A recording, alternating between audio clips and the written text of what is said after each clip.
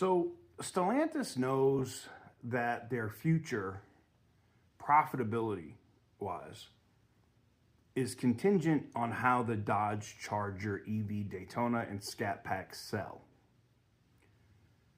Well, there's been a conversation with their dealer council and a company-wide memo that was pushed out to dealers that dealers could be sanctioned, lose future allocations of everything, meaning we're just going to send you whatever we want if they play the typical dealership games that we saw with the Demon 170. Let's talk about it.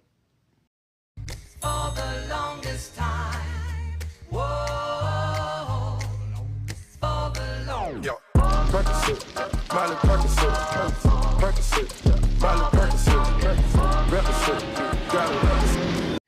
That is right, guys. Welcome on back to TK's Garage. It is early as F in the morning for me. But with all of the news that is going on today, I figured we had to get up and get into it. And yeah, this is nothing new. Layoffs are going off everywhere. They're in a search for a new CEO already. And I think they know that the Charger Daytona is going to be a flop. But a memo that went out to their dealer council and individual high volume dealers states that there's no games to be played with the pricing on these vehicles. Yes, once the dealer gets it from the manufacturer, they can set their own prices. I don't need the stuff in the comment, well, the dealer can do whatever they want, TK, it's their car. No. This is determined, like Stellantis is, yes, it is. You were correct. They can do whatever they want. They can sell it for $50 million if they want. That said, Stellantis can fine them, pull back incentives, pull back bonus money for moving units, and make it where they are extremely not profitable. So they're holding money over dealers' heads. Yay, they should have done this with the Demon 170. They should have did this with the Last Call products. There wouldn't still be Last Calls from 2023 sitting on dealership lots, and we're about to be in 2025. Basically 3-year-old cars because they were manufactured around the end of 2022 and the beginning of 23. And if you're going, oh, well, there's really not that many left, DK.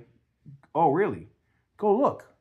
There are thousands upon thousands of Hemi-built Scat Pack, Hellcats, and RTs still sitting on dealer lots all across the country because dealers wanted to play games with money. Now, if they have a qualified customer, they can't even sell the damn things because now they're considered used vehicles. They get higher interest rates. They're not getting what they want as far as how much the vehicles are actually worth. And now the dealers are screwing themselves. So yeah, I don't know. Did they make more money in the end over playing games on the vehicles on the front end? Or did they just make all their money on the front end and now they're getting, their rear ends tore up on the back end? Pun intended. Anyways, yeah, it's interesting to see Stellantis cares all of a sudden. And the only reason why Stellantis cares or why they don't want to see any of this Mickey Mouse stuff going on with pricing. And I think Stellantis is now jumping out and saying something to these dealers, or because of videos like myself, OC Motivator, Racer X, other guys have actually called dealers already, and because we're qualified buyers. Like most of these dealerships that know us, especially ones in my area, I know the ones that know OC Motivator in his area, same thing. If I call, they know I have 1, financing, 2, cash, and I can afford to buy it if I want to buy it. So they're at a point now where they're like, yeah, we'll sell it to you. Here's the thing. We have a $25,000 market adjustment, or a 3 dealers I called. One had $25,000 adjusted market adjustment. Another one had a $30,000 market adjustment on the vehicle, saying that it's in high demand and, they have to sell it. Well, newsflash, a couple of the bigger banks, now I'm sure there'll be credit unions that are suckers and overfinance these cars, but a couple of banks have put out new guidelines on electric vehicles, like Wells Fargo and Bank of America and Capital One Auto Finance. Well, what do you mean new guidelines? A electric vehicle makes a BMW depreciation look like appreciation. If you don't get that joke, I'll try to clear it up for you. So BMWs are very well known for depreciating massively. A lot of you guys know I buy BMWs every couple of years. I buy new ones or certified pre-owned because it lets me hedge against how much the depreciation is, whether it's an M5 or M4 or a 2 Series M240, any of these cars that you guys constantly see me with, right? I get them certified pre-owned because at least that way, 45% of the depreciation that I would initially have taken if I bought it new is gone. And then I get a little bit of a powertrain warranty that covers me up to 100 and something thousand miles. Or in this case, BMW now does unlimited miles.